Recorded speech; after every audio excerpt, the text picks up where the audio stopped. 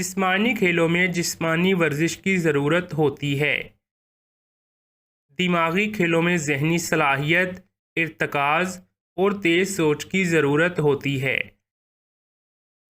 ज़माना कदीम से इंसान खेल खेल रहे हैं।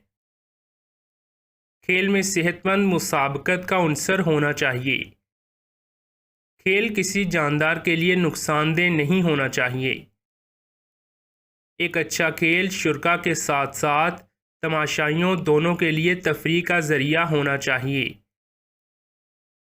फेयर प्ले किसी खेल को मुसाबकती होने के लिए बुनियादी ज़रूरियात में से एक है। हर खिलाड़ी में स्पोर्ट्समैन स्पिरिट होना चाहिए। दुनिया भर में बहुत से खेल खेले जाते हैं।